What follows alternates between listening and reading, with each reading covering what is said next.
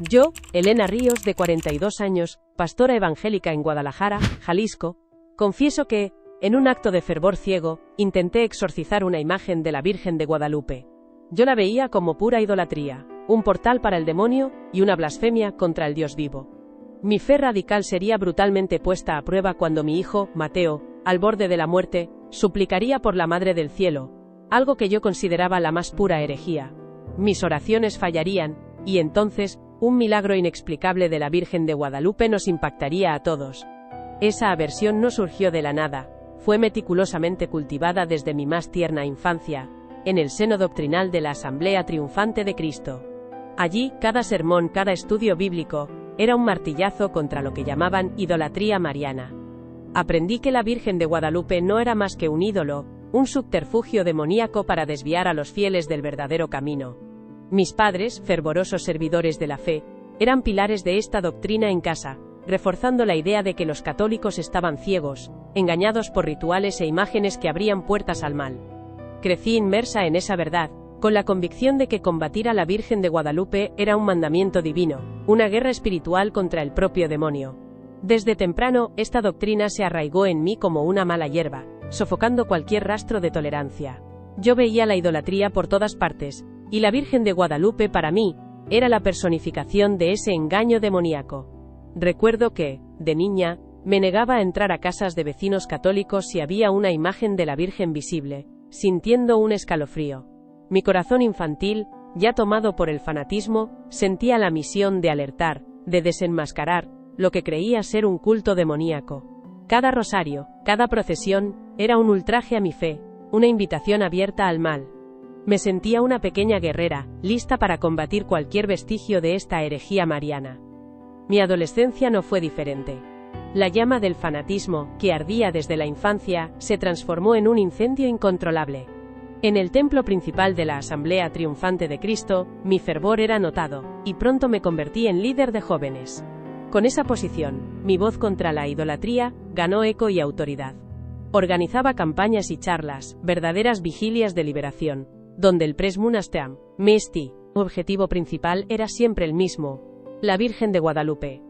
Para mí, ella no era más que un demonio disfrazado de santidad, una trampa espiritual. Enseñaba a los más jóvenes a rechazar cualquier imagen, cualquier oración que no fuera directamente a Dios, convencida de que estábamos salvando almas de una celada demoníaca. Mi discurso era afilado, brutal, y yo usaba la Biblia como arma, distorsionando versículos para justificar el odio arraigado contra el catolicismo. Llegué a liderar grupos para distribuir folletos frente a iglesias católicas, alertando sobre los peligros de la Virgen María. Yo era una pastora en formación, sumergida en la oscuridad del prejuicio, cegada por el fanatismo que me impulsaba a combatir lo que consideraba ser el mal en todas sus formas, especialmente la veneración a la Madre del Cielo. Fue en ese fervor que conocí a Arturo Fuentes, un servidor de la fe de la misma Asamblea Triunfante de Cristo. Él era el espejo de mi alma radical, un hombre de fe inquebrantable, con el mismo odio arraigado contra lo que llamábamos idolatría mariana. Nuestro matrimonio no fue solo una unión de cuerpos, sino una alianza sagrada, un pacto para combatir al demonio, especialmente en su forma más insidiosa, la veneración a la Virgen de Guadalupe. Juntos, construimos un hogar que era un verdadero bastión, una fortaleza impenetrable contra cualquier vestigio de catolicismo. No había espacio para imágenes, rosarios, ni siquiera una mención casual a la Madre del Cielo. Ella era, para nosotros, una figura demoníaca, un engaño. Nuestro objetivo primordial era criar hijos inmunes a esa herejía, enseñándoles desde la cuna que María era solo una mujer, y que cualquier culto u oración a ella era un desvío peligroso, una puerta abierta para el mal. Reforzábamos mutuamente nuestras convicciones, cada uno alimentando el fanatismo del otro, ciegos ante la brutalidad y la arrogancia de nuestro prejuicio religioso.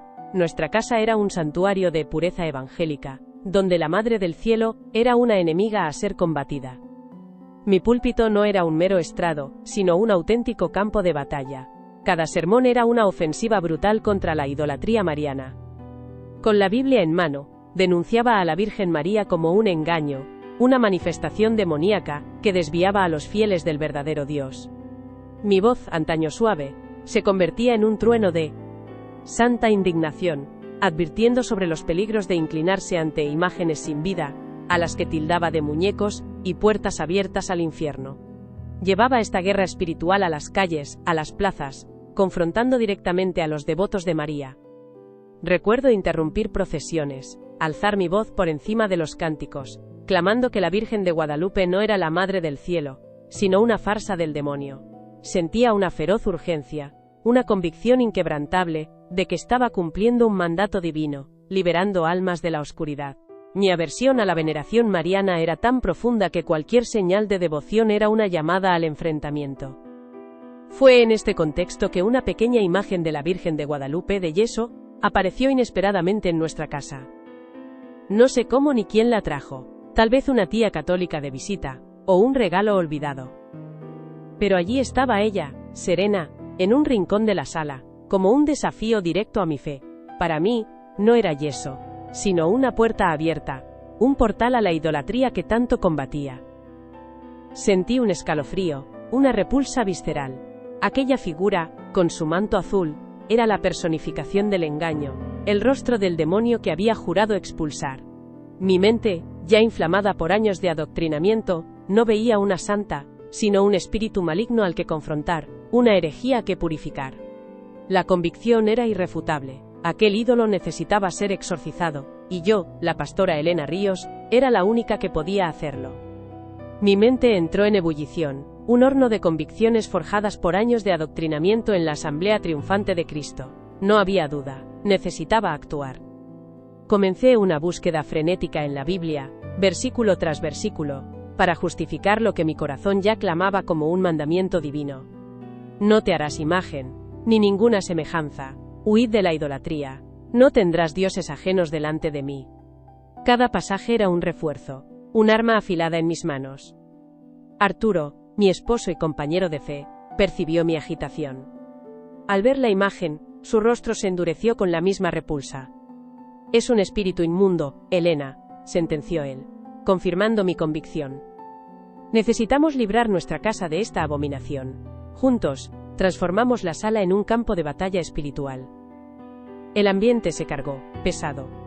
Me sentía una guerrera, una pastora ungida, lista para la guerra santa, para expulsar al demonio que, en mi ceguera, veía encarnado en esa Virgen de Guadalupe de yeso. Estaba convencida de que Dios me usaría para purificar ese espacio, para arrancar de una vez por todas la raíz de la idolatría que había osado infiltrarse en nuestro hogar. Con cada oración, con cada cita bíblica, el odio se solidificaba en una determinación fría e implacable. No solo estaba rompiendo un objeto, estaba librando una batalla contra el mismísimo infierno. Con la Biblia en una mano, abierta en Deuteronomio, y el corazón ardiendo en un fervor ciego, me acerqué a aquella imagen con una repulsión visceral. Arturo estaba a mi lado, los ojos fijos y la mandíbula tensa, en total sintonía con mi furia santa. No veía un pedazo de yeso, sino una fortaleza demoníaca, un portal a la idolatría que aprisionaba almas. En el nombre de Jesucristo, el único Salvador, te reprendo, espíritu de idolatría. Mi voz resonó, cargada de una autoridad que yo creía divina. No tienes poder en este hogar. No engañarás a nadie más con tu falsa santidad, tu cara de Madre del Cielo, que esconde la abominación. Tomé la pequeña imagen de la Virgen de Guadalupe con asco, como si me quemara la piel. No había respeto, solo desprecio. Para mí, era un ídolo pagano, un simulacro del demonio que necesitaba ser aplastado. La levanté sobre mi cabeza, no en reverencia, sino en un gesto de total profanación, como un trofeo antes de la destrucción. ¡Fuera de aquí, demonio! ¡Fuera de esta casa! En el nombre de Jesús, grité, y con toda la fuerza que mi cuerpo de pastora podía reunir, lancé la imagen contra el suelo de cerámica. El sonido del yeso al hacerse pedazos fue seco, cortante, y para mí, extrañamente satisfactorio. Cada pedazo que volaba era un fragmento de esa idolatría deshecho, una victoria contra las tinieblas. Arturo, con un amén rotundo, se arrodilló y empezó a orar en lenguas, mientras yo, jadeante, sentía una descarga de adrenalina recorrer mis venas. Recogí los pedazos, uno por uno con la punta de los dedos, y los eché con acento agudo en una bolsa de basura negra, como si fueran restos de algo contagioso. Que el fuego de Dios queme toda la raíz de idolatría que osó infiltrarse aquí, proclamé, sintiéndome una guerrera victoriosa. Estaba convencida de que había purificado mi hogar, que había expulsado un demonio personificado en la Virgen María. Mi fe radical me cegaba a la violencia de aquel acto. transformándolo en un sacrificio necesario. Una prueba de lealtad a mi Dios. Nunca imaginé que aquel gesto de odio arraigado sería el preludio de la mayor crisis de mi vida. El alivio que me invadió fue casi palpable, una sensación de deber cumplido, de una batalla espiritual ganada.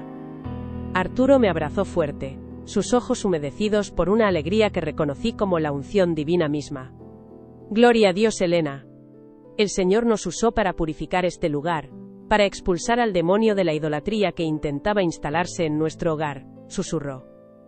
Me sentía una verdadera guerrera de Cristo, una pastora que no temía enfrentar las huestes del infierno, aunque se presentaran bajo la forma de una inofensiva imagen de yeso. Esa noche, la casa parecía más ligera, el aire más puro. La falsa paz que se instaló era casi intoxicante.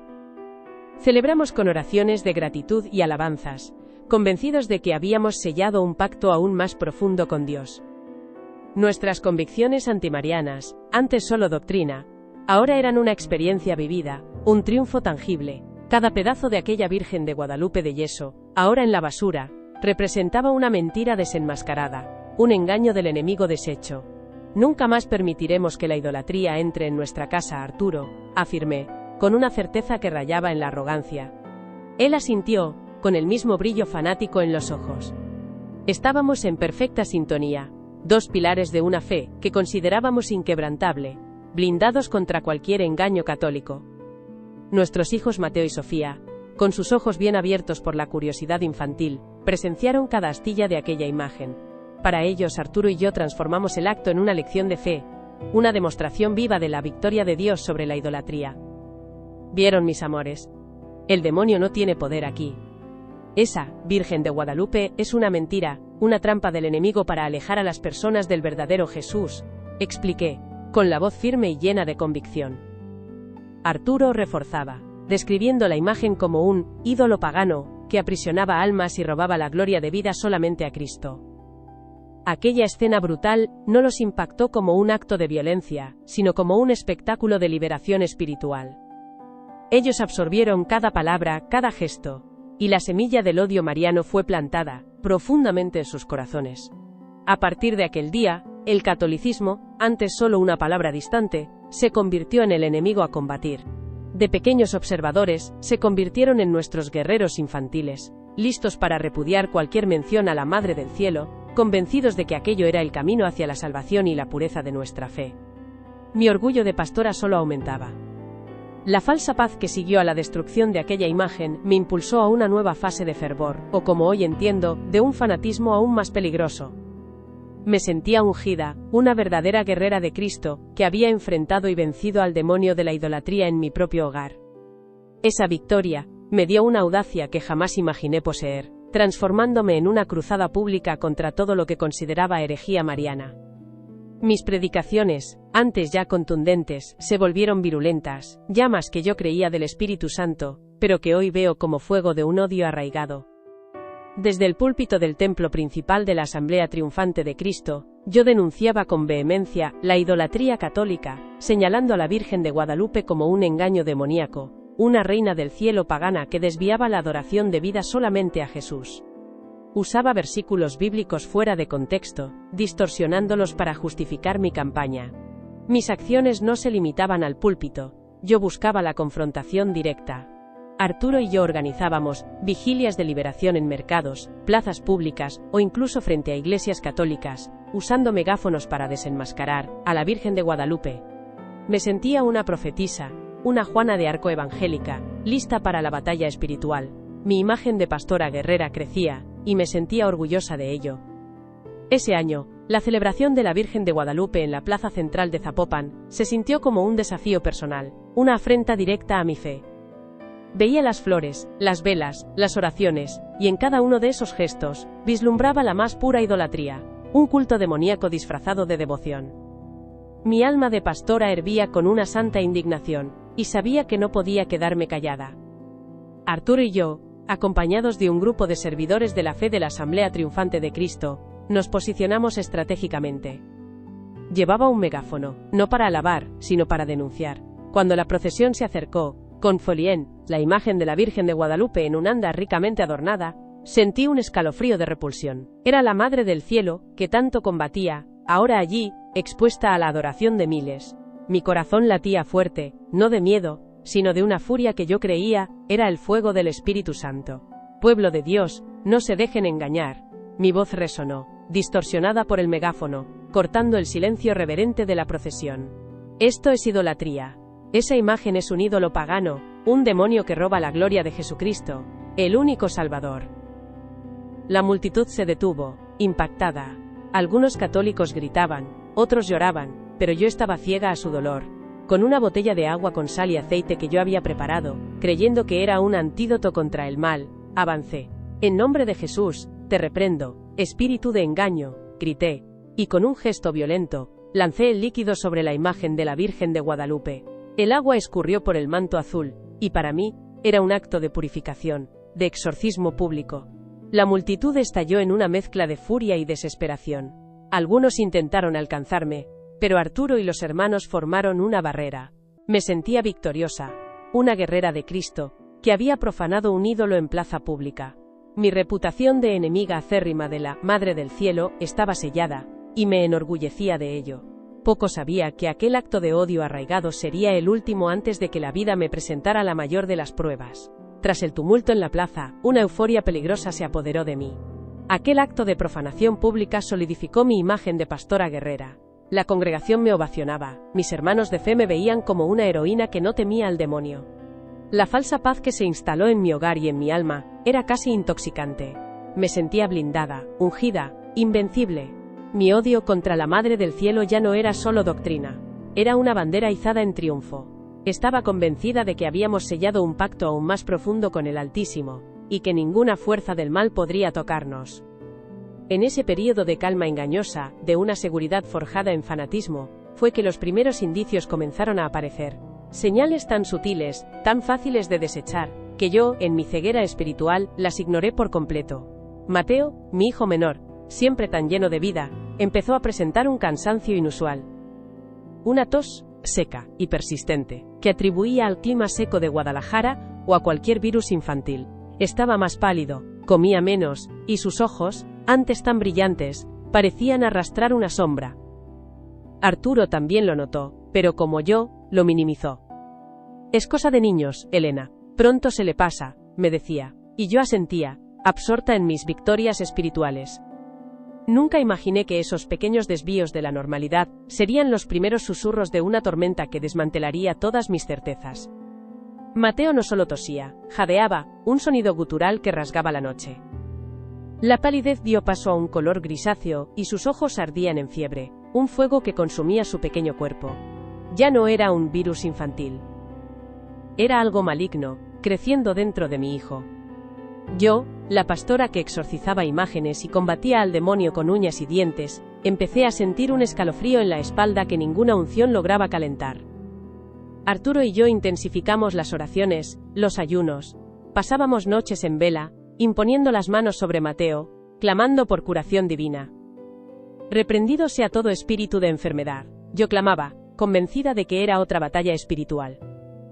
Pero el enemigo no retrocedía. Mateo adelgazaba a ojos vistas, su cuerpo se consumía, la tos se convirtió en asfixia, y la fiebre, en una constante torturante. La congregación, antes tan eufórica, ahora nos miraba con preocupación velada. Algunos sugerían hospitales, pero yo me resistía. La fe, para mí, era la única respuesta. Dios es el médico de médicos, yo repetía, más para convencerme a mí misma que para confortar a Arturo, quien ya no podía ocultar el terror en sus ojos. Cada día que pasaba, la certeza de que algo andaba terriblemente mal se imponía sobre mi fanatismo. Las madrugadas se llenaban con el silbido en el pecho de Mateo, con el sudor frío, y con mi desesperación silenciosa, que intentaba ahogar con más y más oraciones vacías. Cuando Mateo se desmayó durante un culto, con los labios morados y una respiración casi imperceptible, ya no hubo forma de negarlo. El Hospital Central de Guadalajara fue el destino inevitable. Los médicos, con sus expresiones graves, hicieron examen tras examen. Cada piquete de aguja, cada tubo, cada biopsia se sentía como un golpe en mi pecho, un desmantelamiento de mi fe inquebrantable. Me sentía impotente, una sensación que yo, la pastora guerrera, nunca había experimentado. Las palabras del doctor Benjamín Suárez fueron un puñetazo en el estómago, un veredicto sombrío. Pastora Elena. Su hijo Mateo tiene una enfermedad autoinmune rara y agresiva. Los pulmones están gravemente comprometidos. Es una condición progresiva y desafortunadamente, el pronóstico es muy reservado. La frase muy reservado era un eufemismo cruel para al borde de la muerte. El demonio que yo combatía ahora era real, y se estaba llevando a mi hijo. Y mis oraciones, mis rituales, mi fe radical, fallaban miserablemente. Aquel diagnóstico no era solo una sentencia para Mateo, era el inicio de mi propio infierno personal. El infierno personal que se abrió bajo mis pies no era de fuego y azufre, sino de un silencio ensordecedor de Dios.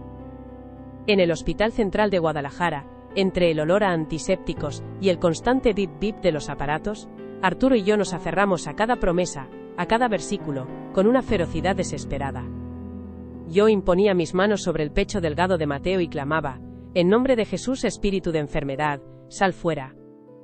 Mi voz, antes tan potente en los púlpitos, ahora era un susurro ronco y tembloroso. Llamamos a los pastores más renombrados de nuestra Asamblea Triunfante de Cristo, a los profetas, que tenían el don de la sanación. Vinieron, ungieron a Mateo con aceite, profirieron palabras de fuego, hicieron cadenas de oración. Yo, la pastora que había exorcizado la idolatría de una imagen, estaba ahora arrodillada, implorando, humillada, mientras mi hijo se consumía. Cada ritual, cada oración, cada liberación, parecía solo agotar más mi energía, y la poca esperanza que me quedaba. El silbido en el pecho de Mateo continuaba, la fiebre no cedía, y los médicos seguían hablando de progresión de la enfermedad y falla pulmonar.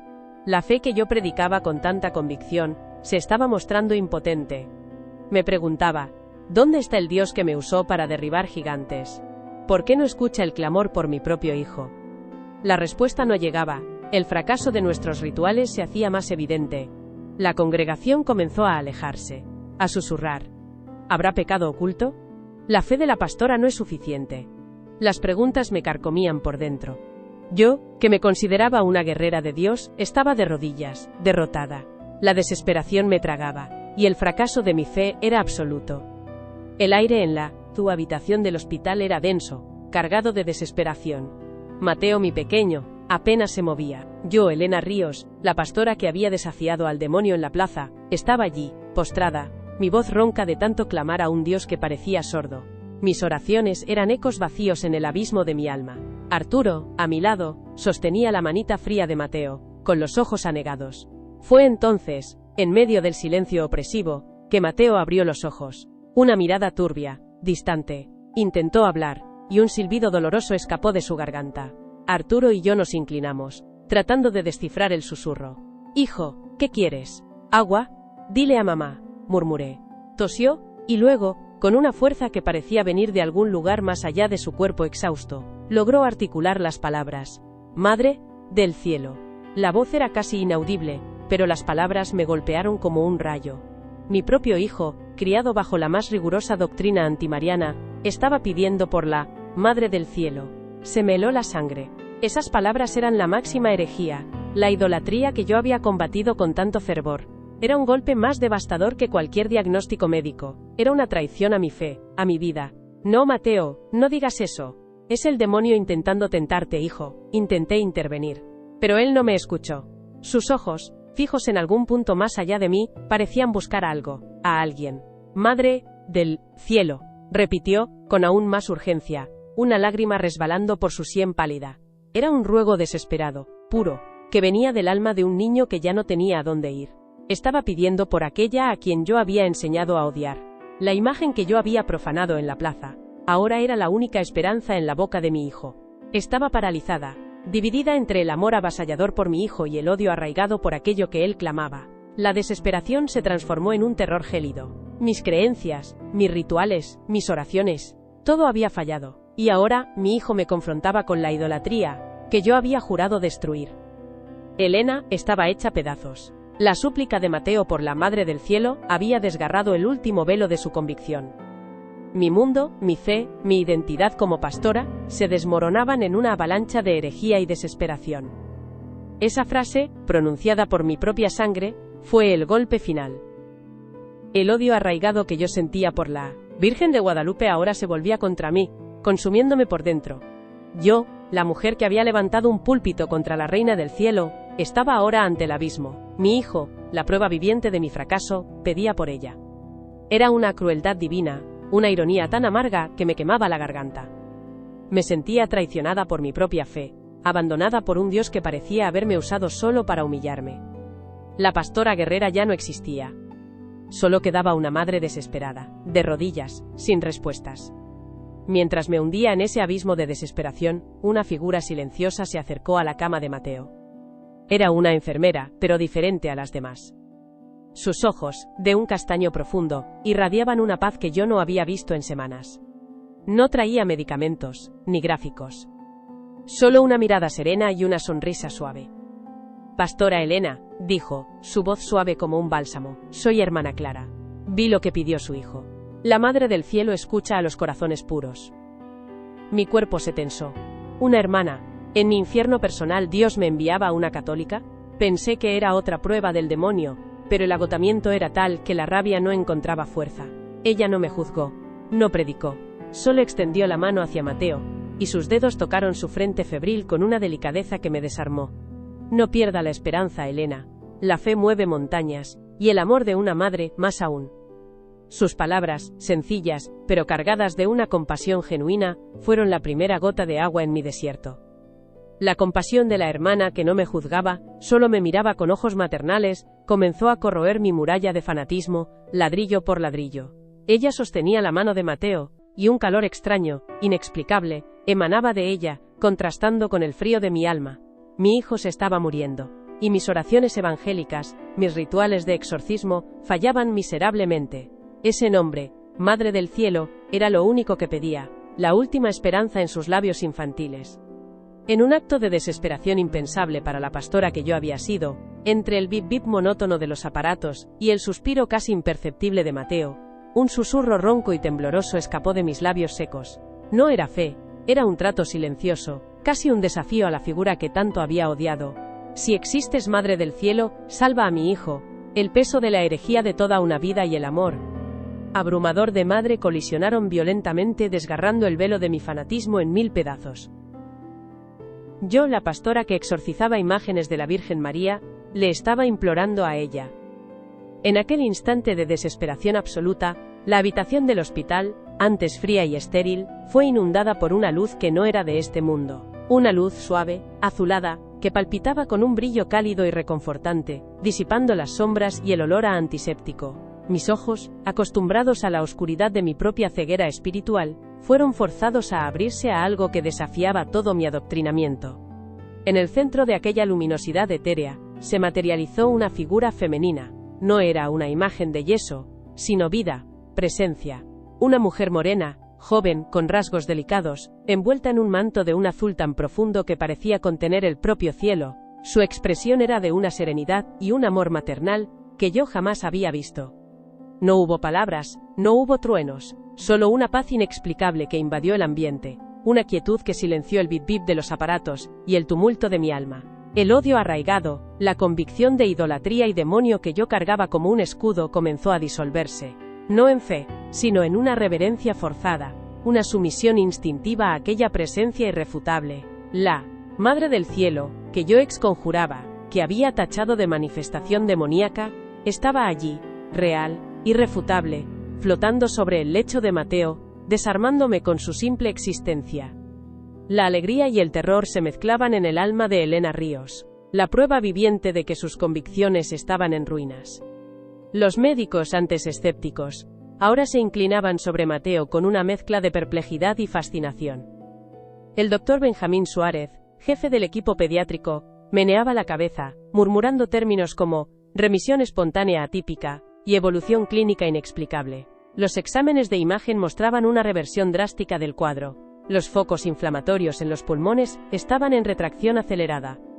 Era como si una fuerza invisible hubiera reescrito su biología en cuestión de minutos. Yo, la pastora que había enseñado por años que los milagros eran solo para los verdaderos creyentes, y que todo lo demás era engaño del demonio, veía allí, ante mis ojos, la más pura e innegable intervención divina. pero no era la intervención de mi Dios, de la forma en que yo lo concebía. Era la Madre del Cielo, la Virgen María, a quien yo había combatido con odio, quien había obrado lo imposible. La curación de Mateo no era solo un milagro médico, era un terremoto espiritual, desmantelando cada pilar de mi fe radical.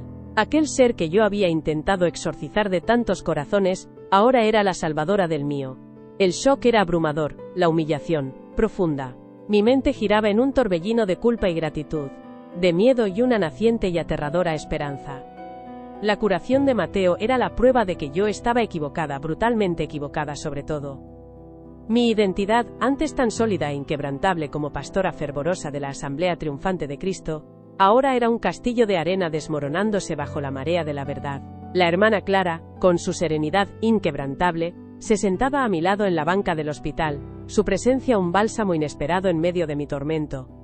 Sus ojos, llenos de una compasión que yo jamás había visto en mi propia congregación, no me juzgaban. Ella solo sostenía mi mano, un gesto simple que rompía más barreras que años de predicación. Dios obra de formas misteriosas, Elena, susurró ella, y la madre nunca abandona a un hijo. Aquellas palabras, tan simples pero tan cargadas de significado, comenzaron a llenar el vacío dejado por la ruina de mi fe antigua. Yo, que siempre había tenido una respuesta lista para todo, estaba en silencio, sin argumentos, sin defensas. ¿Qué era yo ahora? ¿Una pastora que había fallado? ¿Una madre que se había rendido a la herejía? La crisis de identidad era profunda, desgarradora. Cada fibra de mi ser, cada convicción, estaba siendo dolorosamente reevaluada. El camino por delante era incierto, aterrador, pero la imagen de Mateo, respirando suavemente en la cama, era la prueba viviente de que el amor, y no el odio, había prevalecido. Estaba perdida pero, de alguna forma, empezando a ser encontrada. Con el corazón apretado y la voz ahogada por un nudo en la garganta, me senté con Arturo. El silencio de la sala pesaba con la verdad que necesitaba confesar. Mateo estaba fuera de peligro, durmiendo un sueño tranquilo en la habitación contigua, pero el alivio era opacado por el terror de la revelación. Arturo, susurré, la voz temblorosa, yo la vi. La Virgen de Guadalupe salvó a nuestro hijo. Las palabras cayeron como bombas, destrozando la poca paz que quedaba entre nosotros. Los ojos de Arturo, antes llenos de gratitud por la recuperación de Mateo, se abrieron de horror. Su rostro se contorsionó en una mezcla de incredulidad y furia.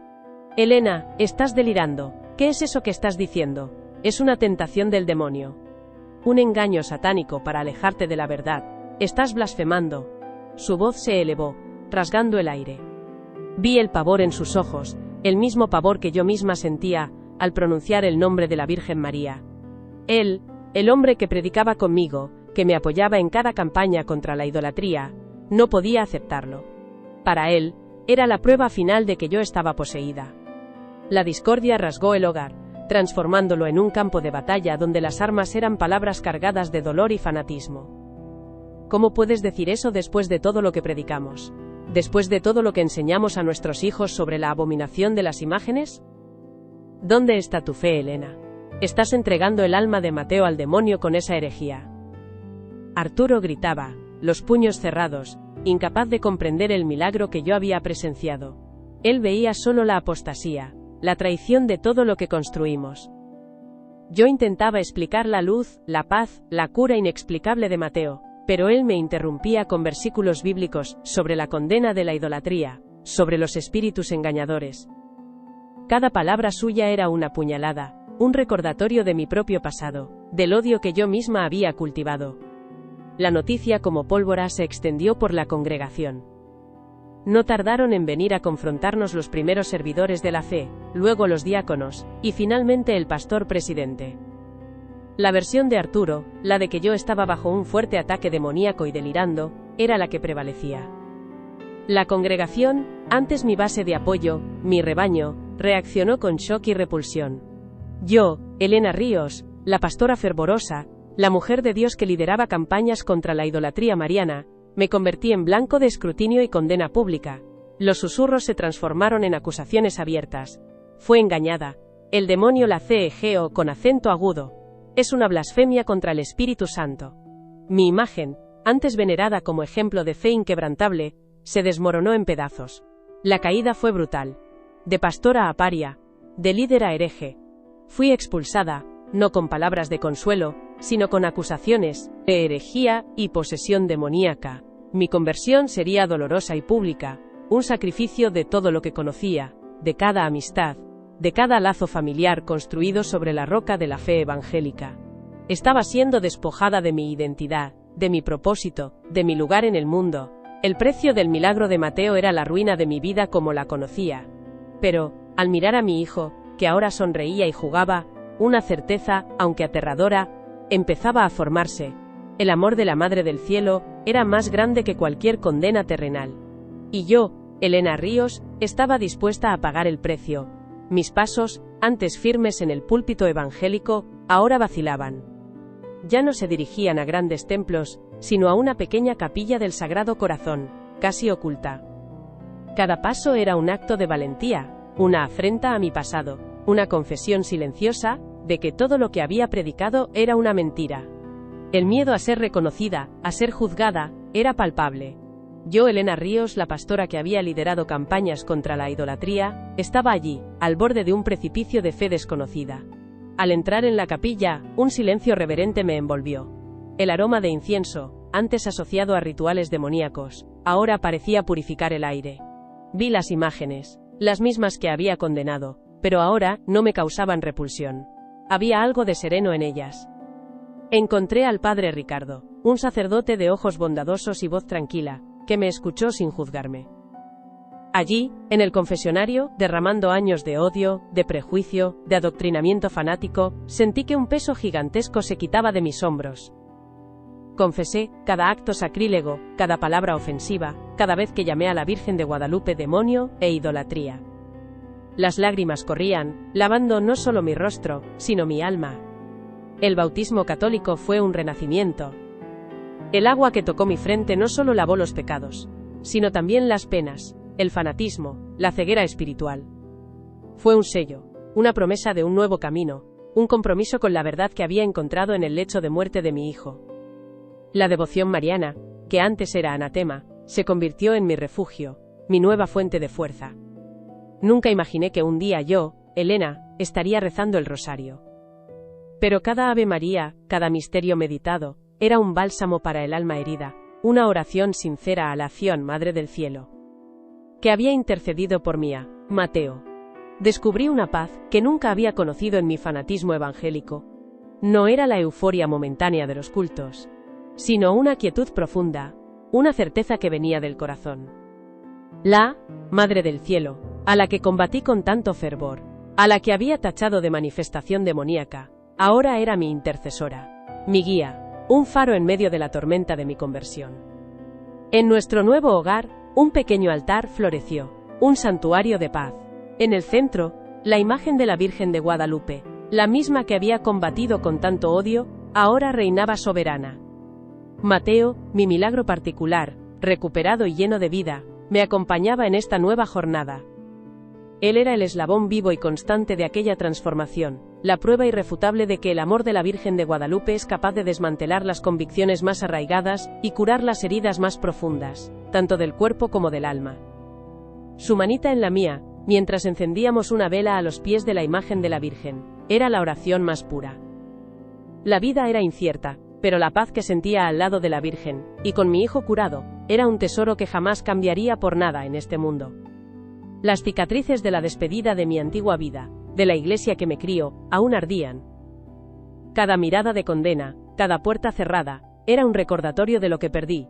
Pero en el silencio de nuestro nuevo hogar, el abrazo maternal de la Virgen llenaba cada vacío, curando las heridas del alma con una paz que jamás había conocido. Mi voz, antes un trueno de condena contra la idolatría, ahora hace eco de la melodía de la gratitud y el amor. Ya no hay odio en mis palabras, solo el testimonio de la Virgen que me salvó.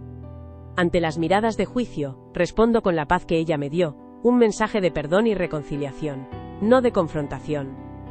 Una tarde soleada, en el mercado de San Juan de Dios, mientras Mateo escogía un juguete, Elena sintió un escalofrío. Un rostro familiar, de una hermana de la antigua congregación, apareció.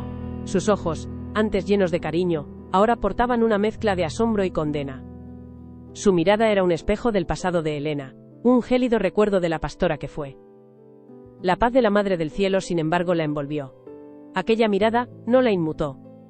El manto azul de la Virgen la envolvía, revelando una paz que ninguna doctrina rígida, ningún sermón encendido, jamás le había ofrecido.